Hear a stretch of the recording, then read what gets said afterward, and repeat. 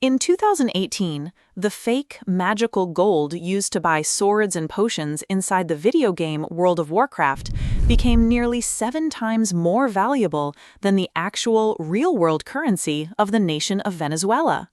Let that sink in for a second. The digital loot dropped by imaginary dragons was worth significantly more on the open market than the physical cash printed by a sovereign government. How does that even happen? How does an entire nation's money become worth less than pixels in a video game? And more importantly, when a country is facing poverty or debt or a massive financial crisis, why can't the government just flip a switch, turn on the printers, and print enough money to make everyone rich?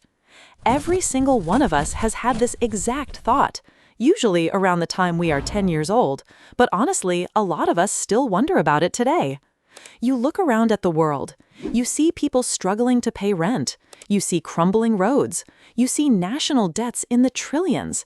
And you think, wait a minute, the government literally owns the machine that makes the money. They have the special paper. They have the fancy green ink. Why are we acting like we are broke when we have the ultimate cheat code right in the basement of the central bank? Just print more. Hand it out. Problem solved. It feels completely logical. It feels compassionate. It makes you feel like the people running the economy are just being needlessly cruel or hopelessly incompetent. If you have the power to create money out of thin air and people need money, the solution seems painfully obvious. But it is not, because printing more money does not make a country richer. It actually does the exact opposite. It destroys the very concept of wealth. To understand why, we have to completely change how we think about what money actually is. Most people think money is wealth. It is not. Money is just a receipt. It is a claim check. It is a little piece of paper that represents a tiny slice of the actual, physical stuff that exists in the real world. Imagine a small, isolated town. Let us call it Islandville. Islandville is a simple place. There are exactly 100 people living there, and the entire economy of this town revolves around one thing: pizza. There is one pizza shop. It is run by a guy named Bob. Bob works hard, but he only has one oven. So Bob can only bake exactly 100 pizzas every single day. That is the absolute physical limit of the town's pizza production. Now let us look at the money. In Islandville, there is exactly $1,000 in total circulation. If you divide that up equally, every person in town has exactly $10. Every evening, the 100 residents walk down to Bob's shop. They each hand over their $10 bill. Bob hands them each one pizza. Everyone is fed. Everyone is happy. The math works perfectly. 100 pizzas, $1,000, $10 a pizza. But then, a new mayor gets elected in Islandville, and this mayor wants to be a hero. He looks at his citizens and says, $10 is not enough. $10 is poverty. I want everyone in this town to be rich. I want everyone to have $100. So the mayor goes to the town hall, cranks up the printing press, and prints 9,000 new dollars. He walks around town handing out cash. Now, every single person in Islandville has a crisp, new $100 bill in their pocket. The town goes wild. People are cheering. They feel rich. They feel like millionaires. That evening, all 100 people sprint down to Bob's pizza shop. But they do not just want one pizza anymore. They have $100. They want 10 pizzas. They want to throw pizza parties. They want to build forts out of garlic bread. They burst through the doors, waving their $100 bills at Bob, screaming for more pizza. But remember the physical reality.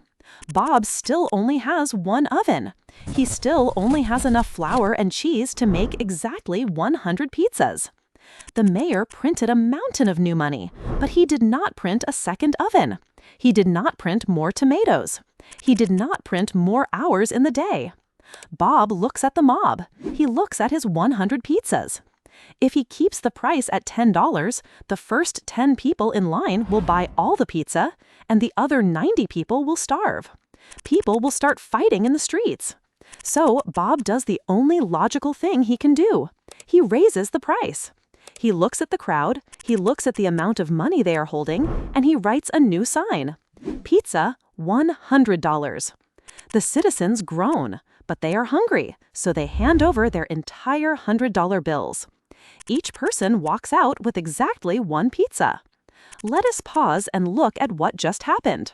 Yesterday, everyone had $10, and everyone ate one pizza. Today, everyone has $100, and everyone ate one pizza.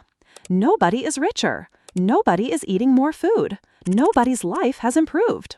The only thing that changed is that the numbers got bigger. The money became worth less. Not a little, a lot. It lost 90% of its purchasing power overnight. This is the core illusion of printing money. Money is not the pizza. Money is just the ticket you use to claim the pizza. If you print 1 million new tickets, but you do not bake any new pizzas, you have not created wealth. You have just created inflation. You have just diluted the value of every single ticket that already existed. And when this happens in the real world, it is not a cute story about a pizza shop.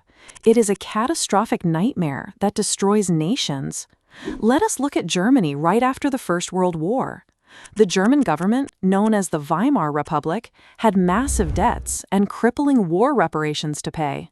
Their economy was in ruins. In 1923, German workers in the industrial Ruhr Valley went on strike because French and Belgian troops had occupied the area to extract resources. The German government wanted to support these striking workers, but they had no money to pay them. So, they did what the mayor of Islandville did. They turned on the printing presses. They just printed the money and handed it out. At first, maybe it felt like a solution. But very quickly, the reality of the pizza oven caught up with them. There were no new goods being created. The workers were on strike, so production had actually stopped. But there was suddenly a massive flood of new paper money chasing a shrinking supply of food and coal. Prices did not just go up, they exploded. They shattered the boundaries of mathematics. In 1918, a loaf of bread in Germany cost about $0.25 mark. By 1922, it was 163 marks. By November of 1923, a single loaf of bread cost over 80 billion marks. Read that again, over 80 billion marks for a piece of bread. The government was printing money so fast that the ink was literally still wet when people got their paychecks, and the value of that money was dropping by the hour. If you sat down in a coffee shop and ordered a cup of coffee, the price of a second cup would literally be higher by the time you finished drinking the first one. People stopped carrying money in wallets. They carried it in wheelbarrows. And eventually, the paper the money was printed on became more valuable as a physical object than as a currency.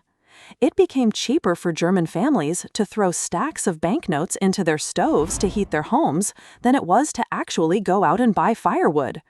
Kids built kites out of worthless money.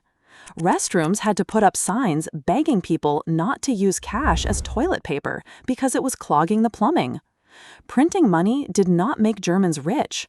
It made them so desperately, hopelessly poor that it destabilized the entire country and paved the way for one of the darkest chapters in human history. But maybe you think that is just ancient history. Maybe you think we have learned our lesson. We have not. Fast forward to Zimbabwe in the 2000s. The government of Zimbabwe was facing massive economic problems, severe shortages, and crushing debts. Their agricultural sector had collapsed, goods were scarce. So, the government decided to try to print their way out of the hole. They printed money to pay government workers. They printed money to pay off the International Monetary Fund. They just kept printing. And the exact same thing happened. The prices skyrocketed. The government tried to make inflation illegal, literally arresting business owners for raising prices. But you cannot arrest math. If it costs a business owner $1 million to bake a loaf of bread, they cannot sell it for $100 just because a politician told them to. The bread just disappears from the shelves. By November 2008, Zimbabwe's inflation rate was estimated at nearly 80 billion% month over month. That number is so large it does not even sound real. It means prices were essentially doubling every single day. The government kept having to print larger and larger bills just so people could carry enough paper to buy groceries. They printed a $1 million note, then a $1 billion note. Finally, they issued a $100 trillion banknote. $100 trillion. It was a piece of paper with a 1 followed by 14 zeros. And what could you buy with a $100 trillion bill in Zimbabwe in late 2008? Almost nothing. It could not even pay for a simple bus fare. At one point, a single loaf of bread cost over $550 million. ATMs completely broke down because their software could not handle the sheer number of zeros required to process a simple withdrawal. Customers just got data overflow errors on the screen. Everyone in the country was a billionaire or a trillionaire, and yet people were starving. Because money is not food, money is not clothing, money is just the claim check. And Zimbabwe had printed so many claim checks that the checks became completely meaningless. They eventually had to abandon their own currency entirely and start using US dollars and other foreign money just to function. This brings us right back to our original hook, to Venezuela. The Venezuelan government faced plummeting oil revenues and gross economic mismanagement. Their solution? Print more bolivars. Keep the printing presses running hot. By 2018, the hyperinflation was so severe, the money was so completely disconnected from any actual physical wealth, that gamers farming virtual gold in the mythical video game land of Azeroth were holding a more stable and valuable asset than the citizens of an oil-rich South American nation. A single US dollar could buy tens of thousands of bolivars on the black market, making the fake video game token worth nearly 7 times more than the actual national currency. So, the evidence is pretty overwhelming. Printing money to solve poverty is like drinking salt water to cure your thirst. It feels good for about 3 seconds, and then it kills you. But here is where it gets complicated. If printing money is so universally terrible, why does the government still do it? Why does the central bank print money literally every single day? Because while hyperinflation is a nightmare, the opposite is also dangerous. The opposite is called deflation. Deflation is when money actually gains value over time. Prices go down. Now, as a consumer, you might think that sounds awesome. Prices going down? Sign me up. But think about human psychology. If you know that a new car will be 5% cheaper next month, what do? You wait. You do not buy the car today. You put your money under the mattress and wait. And what if you know the car will even cheaper next year? You wait again. If everyone in the economy starts believing that their cash will buy more stuff tomorrow than it does today, they stop spending. They stop investing. They hoard their money.